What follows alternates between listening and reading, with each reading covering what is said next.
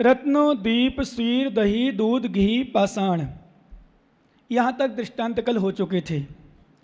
अर्थात हमारी आत्मा का स्वभाव क्या है, आत्मा का स्वरूप कैसा है, उसे हम जानने का प्रयास कर रहे हैं योग सार ग्रंथराज जी के माध्यम से।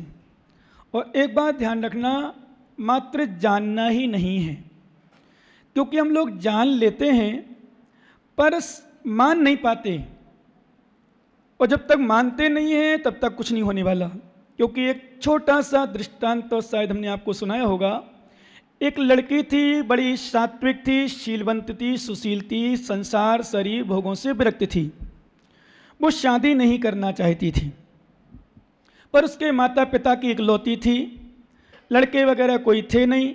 उसके माता पिता बड़े जिद करते थे कि नहीं बेटा तुझे शादी करना पड़ेगी। बोले पिताजी शादी करने से होगा क्या, शादी से बर्बादी के अलावा, क्योंकि हर बेटी बेटा जो सम्यक होते हैं यानी समीचीन होते हैं, सुशील होते हैं, बैरागी होते हैं, वो अपने माता पिता से पूछ सकते हैं। जो माता पिता जोड़ देते हैं शादी के लिए कि पिताजी आप बताओ कितने सुखी हो शादी करके, पिताजी आप बताओ कितना आपने सुख प्राप्त किया शादी करके, वो कितने दुखी हो। बेटियां भी पूछ सकती हैं जो वास्तव में बैरागी हो। माता पिता, वैसे तो भोग भूमि है राजस्थान, तो यहाँ बैराग तो होना बहुत असंभव सा है, असंभव नहीं असंभव सा है। बहुत कम लोग यहाँ से निकले हैं राजस्थान से, परंतु फिर भी यदि जो बैरागी हो माता पिता रोक लेते हैं कई बार। तो माता पिता से, माँ से पूछे, माँ आपने शादी की, कितना सुख प्राप्त किया, कितने दुखी हम लोग देखते हैं आपको, कितनी टेंशन रहती है, कितनी परेशानी, कितने विकल्प रहते हैं। तो ऐसा बोल सकते हैं। तो बेटी भी कहती है माता पिता नहीं बेटे मुझे तो करना है, मेरी ऐसी इकलौती में बहुत दिन से हम लोग सोचे हैं आपकी शादी करेंगे, बट ढूंढेंगे, कुंवर साहब जमाई आएगा, ऐसा वैसा आदि आदि, हमारी फरमाइश पूरी करो, मतलब हमारी च्वाइस पूरी करो, ख्वाहिश पूरी करो। तो बेटी आखिर में मान गई बात। बोले पिताजी मेरी शर्त है थोड़ी सी, विनम्रता के साथ। बोले बोलो बेटी। बोले जिसमें 50 गुण मिलेंगे उससे शादी करूंगी, बाकी से शादी नहीं करूंगी। बोले ठीक बेटी, ये बात मान ली हमने। तो देखते देखते देखते मंत्रियों को, सिपाहियों को, सबको भेजा। क्योंकि बड़ा सेठ था, बहुत बड़ा सेठ था, अच्छा पैसे वाला था, दुनिया में सब जगह घूमा। घूमते घूमते कोटा जिला का इटावा गांव था, कस्बा कह दो, गांव कह दो, वहां पहुंच गया। वहां एक लड़का था, बड़ा सुंदर था, अच्छा था, बड़े परिवार का था, पैसे वालों का था।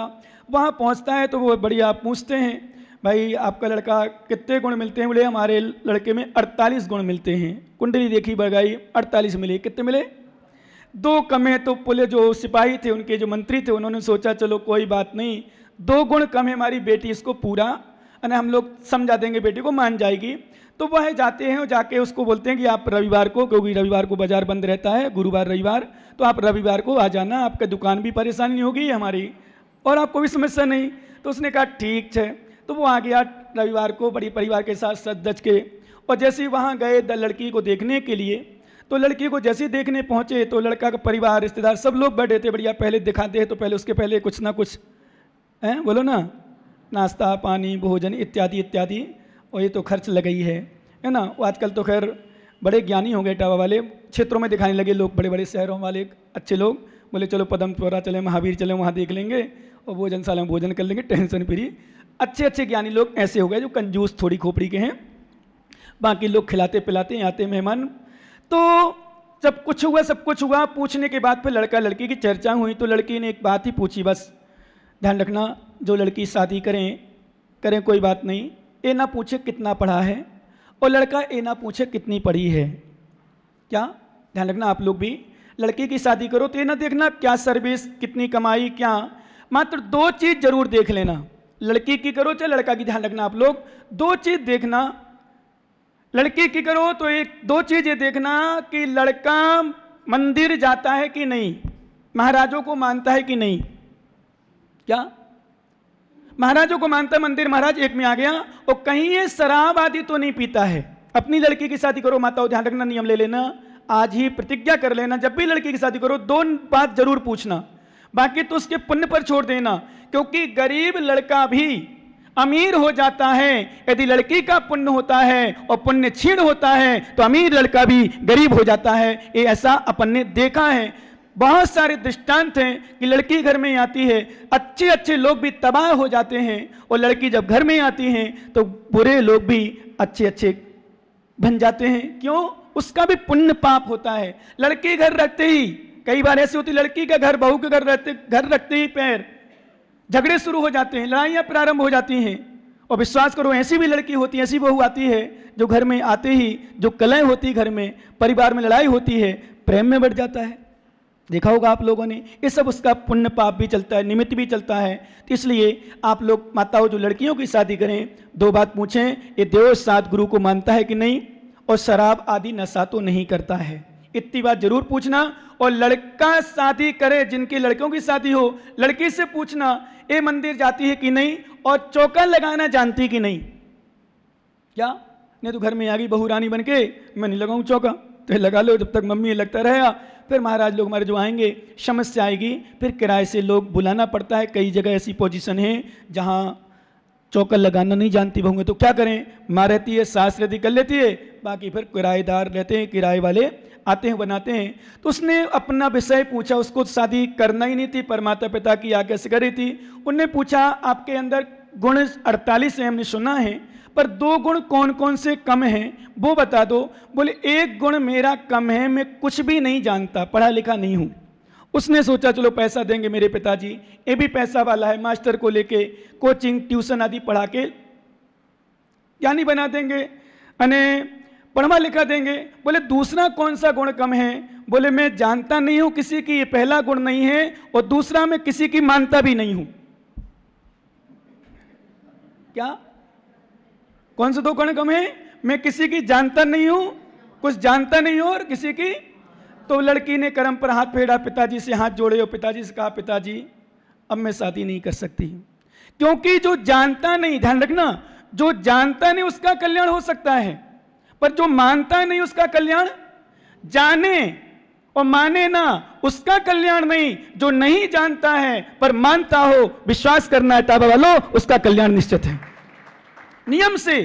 इसलिए हमारे आचार्य ने कहा वह अज्ञानी श्रेष्ठ है जिसके पास धर्म है, वह अज्ञानी श्रेष्ठ है जिसके पास संयम है, वह अज्ञानी श्रेष्ठ है जिसके पास विनम्रता है, वह अज्ञानी श्रेष्ठ है जिसके पास धर्म का सागर भरा होता है। ज्ञानी वह शास्त्र का ज्ञानी, खूब पंडित बन जाते हैं, खूब शास्त्र के ज्ञानी प्राप्त कर लेते हैं, लेकिन धर्म नहीं होता है, विनम्रता नहीं होती है, मानते नहीं है, किसी को समझते नहीं है। आचार्य कहते हैं विश्वास करना उसका कल्याण। ऐसे आत्मा को हमने पढ़ लिया, आत्मा को जान लिया। बहुत सारे ज्ञानी हैं जो आत्मा को जानते हैं, आत्मा को पढ़ते हैं, आत्मा को खूब चर्चा करते हैं, आत्मा के अलावा कोई चर्चा ही नहीं करते, आत्मा के अलावा कोई चर्चा ही नहीं।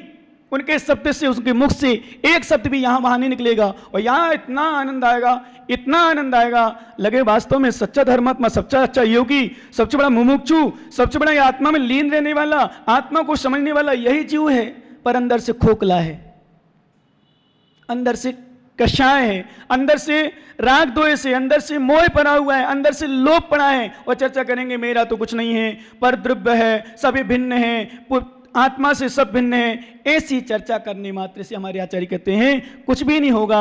इसलिए आत्मा के 9 दृष्टांत दिए। अगला दृष्टांत है सोना। कौन सा दृष्टांत?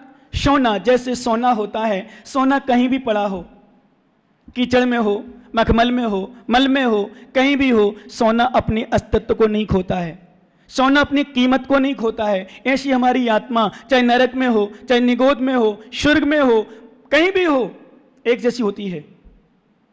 समझने का प्रयास करो अपनी आत्मा को। आप हमारी, हमने कहा था एक दिन केसरीलाल जी को उठाए तो ये मानी नहीं, क्योंकि बबलू की मम्मी दिख रही थी सीधे। मैंने कहा था उठ जाओ, खड़े हो जाओ, उतारो कपड़ा, हमारे जैसे दिखेगा आप भी,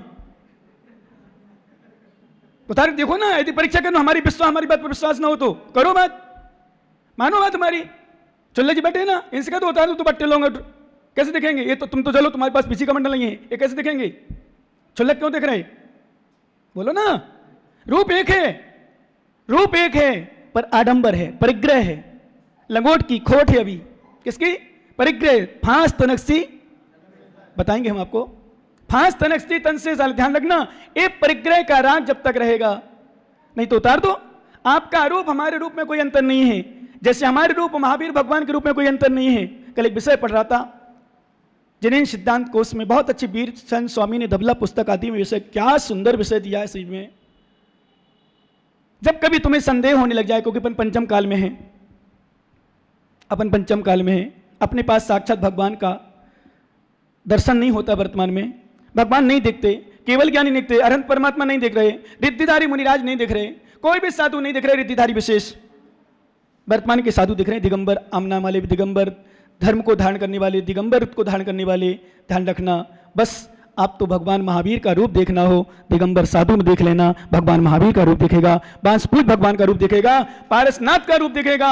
इन्हीं रूप में भगवान का रूप दिखता है, वो आप में रूप दिखें। हम लोग जब चर्चा करते हैं, रावण तूने सीता का नहीं देखा होता, सीता को स्त्री नहीं समझा होता, सीता को तूने नारी नहीं समझा होता, सीता के रूप को नहीं देखा होता, यदि सीता को तूने स्वरूप देख लिया होता, भगवत्ता देख ली होती, तो हे लंकेश तू रावण का अपहरण नहीं करता, तूने रावण का अपहरण, सीता का अपहरण नहीं करता।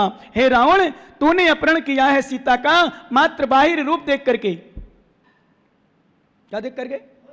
मात्र बाहिर रूप देख करके। विश्वास करना ज्ञानियों, बाहिर रूप देखा, भटक गया, पतन कर लिया, लंका को विनाश कर लिया, कलंकित कर लिया, और नीचे नरक अलग गया, आज दुख भोग रहा, अलग विषय है। वो चाहता दिगंबर साधु बनता, कठोर साधना थी उसके पास, कोई मन चलायमान नहीं था, मन निश्चल रहता था उसका।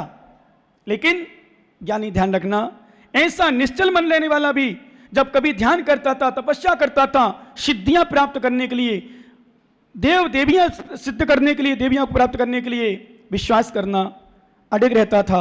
उसके सामने कई बार उसकी माँ, उसके भाई आदि का सिर काट के रख दिया, चलायमान नहीं हुआ। उसके भाई जो थे, जो मोक्ष चले गए, परमात्मा बन गए, लेकिन उस समय जब सिद्ध करते थे वो चलायमान हो जाते थे। रावण का सिर काट के जब लाए, माँ का सिर काट के लाए, दोनों भाई चलायमान हो गए, पुत्र चलायमान हो गए। विश्वास करना, परंतु रावण चलायमान नहीं हुआ। इतना आप लोगों ने रामायण भी देखी होगी, जब विशेष उसमें भी दिखाते, वैसे अन्य धर्मों में भी जो हिंदू दर्शन में रावण दिखाई गई है, रामायण, रावण को अधिक दिखाया गया, सिद्ध करता था खूब, उसके राक्षस आ रहे, कोई आ रहा, कोई बैंतर आ रहा, कोई परेशान करने, क्योंकि जब विद्याएं सिद्ध होती हैं तो परीक्षाएं भी लेती हैं। ध्यान रखना, क्या? जब विद्याएं सिद्ध होती हैं तो परीक्षा भी लेती हैं। इसलिए ध्यान रखो, हमारी आत्मा सोन समान कहीं भी हो, कैसी भी हो, हमारी आत्मा निरंतर शुद्ध है, शुद्ध स्वरूप ही है, उसको प्रकट करने का प्रयास करना। आचार्य महाराज दूध आगे दे रहे हैं, दही दुद्धू घी पहाणु, घी पहाणु आगे सुन्नऊ रूई पहलऊ, अने रूप है चांदी, चांदी के समान। जैसे चांदी सफेद होती है, निरंतर श्वेत होती है, ऐसी हमारी आत्मा भी धवल है, स्फटिक। स्फटिक मतलब जैसे स्फटिक आर पारदर्शी होती, ध्यान रखना, कुछ भी आओ रंग दिखता है उसमें लगता है, पर उससे लिप्त नहीं होती। स्फटिक देखा भी आपने? स्फटिक सपोज करो ये स्फटिक है, ठीक है ना, स्फटिक के सामने लाल कलर आएगा, लाल दिखेगा, नीला आएगा, नीला दिखेगा, काला आएगा, काला दिखेगा, वो काला हो जाएगा, पूरा लाल होगा तो लाल हो जाएगा। स्फटिक की विशेषता है। ऐसे हमारी आत्मा, इसलिए मैं आप लोगों से कहता हूं निरंतर निमित्तों से बच के रहो, अपनी आत्मा को शुद्ध बना के रखो। हमारी आत्मा स्फटिक के समान शुद्ध है, लेकिन वो राख की लालमा, कसाई की कालमा, मोह की ग्रंथि, मोह का पीलापन, ये हमारी आत्मा में छा जाता है, तो हमारी आत्मा वैसे परिणत हो जाती है, नहीं तो स्फटिक के समान है। अगला दृष्टांत दिया लाष्टकाचार्य महाराज ने, अग्नि। क्या दिया? अग्नि में बताओ, अग्नि रोटी को जलाती है कि अग्नि रोटी को सेकती है? क्या अग्नि प्रकाश करती है? जलाती नहीं है? बोलो ना, जल्दी बोलो, आप लोग रोटी बता देना। अग्नि बनाई रोटी? कभी कभी रोटी अग्नि में बनाई क्या? अरे तवा पे बनाई, अग्नि में नहीं बनाते? ये भगवान, क्योंकि तुम गैस में सेकती हो इसलिए। ये माताएं इटाप, सही में एक बात मानना पड़ेगी, सच बताऊं इटाप वालों, कुछ मात्रा में कई विषयों को लेकर देखता हूं, चाहे गलती के विषय को, चाहे अपनाय को विषय को, चाहे किसी विषय को, एक बात मैंने स्वीकार जरूर कर ली तुम्हें देख करके, वास्तव में तुम्हें ज्ञान नहीं है, ये मानना पड़ेगा। मान लो भोलापन है, मान लो कई विषयों को जहां देखते हैं ना, कई बार जब परिणाम होते हैं ना, एक हम बताए थे आपको, तो वास्तव में ज्ञान नहीं है। ज्ञान होता तो इतनी बड़ी गलती नहीं करते लोग। और वास्तव में ज्ञान, और ज्ञान के लिए एक चतुर्मास और कराना पड़ेगा, क्योंकि एक तो चला गया लॉकडाउन में, दूसरा भी लॉकडाउन में लगभग चला गया, अब तीसरा तैयार छो महाराज, माने पतो छे, हमारे सामने मत बोलो। हाँ नहीं सही में तैयार छो, मैं कहीं भी नहीं कह सको थाने से, कुछ भी नहीं कह सकते। सही में तैयार हो, जब फ्री में मिल रहा माताओं ऐसे चतुर्मास नहीं मिलेगा, पूरी समाज लग जाना तो नहीं मिलेगा। वो तो तुम्हारा पुण्य था तो मिल गया, क्या पुण्य था मिल गया, सच कह रहा हूं। देख लेना, कर लेना प्रयास, पता कर लेना अगले साल के चतुर्मास के। हाँ ये सही है, पुरुषार्थ चल रहा था, भावना चल रही थी। जब चर्चा आती थी तो यही कहते बोले महाराज कहाँ जाओगे, यही चतुर्मास होगा। तो इसका मतलब भावना थी। हम आपकी भावना को कर करते हैं, कदर करते हैं, सम्मान करते हैं और सभी के लिए बहुत बहुत आशीर्वाद देते हैं जो आपने ऐसी भावना बनाई कि भावना फलीभूत होकर चतुर्मास के रूप में मिल गई। ये हमारा आशीर्वाद आपके लिए। परंतु मेरा कहने का मतलब अभी, क्योंकि देखो हम आपके लिए उतना ज्ञान नहीं दे पा रहे हैं, आपके लिए उतना ज्ञान नहीं दे पा रहे हैं, अथवा आप उतना ले नहीं पा रहे हो जो लेना चाहिए। समझना ध्यान से, उसके लिए थोड़ा सा हमें बिल्कुल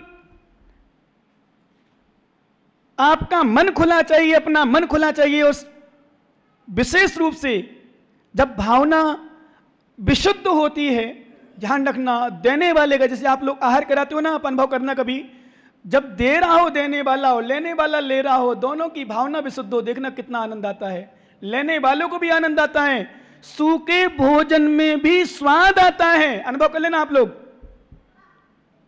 क्या सूखे भोजन में भी स्वाद आता है। और विश्वास करना, रसीले पदार्थ में भी स्वाद रहता है। कब सूखे भोजन में स्वाद आता है, जब बासल का घी, श्रद्धा का नमक, वात्सल का घी, श्रद्धा का नमक और भक्ति का बूरा होता है, तो सूखा भोजन भी आनंद में करता है।